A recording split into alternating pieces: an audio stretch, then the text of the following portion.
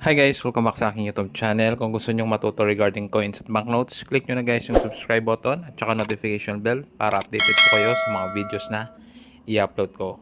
So ngayon guys, gusto ko lamang i-share sa inyo para meron kayong ideya itong isang commemorative coin, which is itong Jose Rizal Martyrdom Centennial Coin, which is isang Philippine silver proof, and ang denomination po nito is 500 po.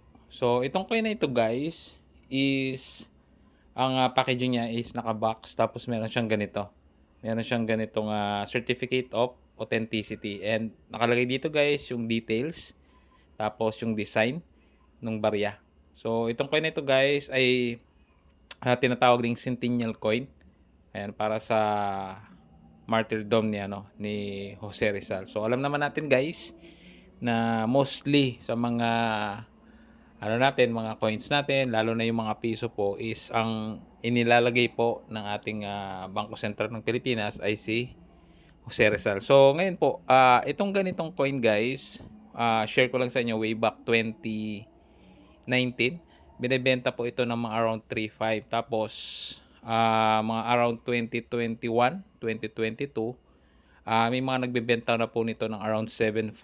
Itong mga ganito. Basta po siya, maganda yung kondisyon at wala pong gasgas yung coin, and sealed po yung coin. So ayan po yung details sa kanyang certificate of authenticity. Ayan po yung specification, which is 925 silver po siya. Ayan din yung diameter tsaka grams. So sa ngayon po, ang range po nito sa pagkakalam ko nasa around 7.5 pa rin po. So depende na lang din sa sa seller kung medyo mas mababa siyang magbenta po nito. So yun lang guys para sa video na ito. Muli, maraming salamat sa panonood.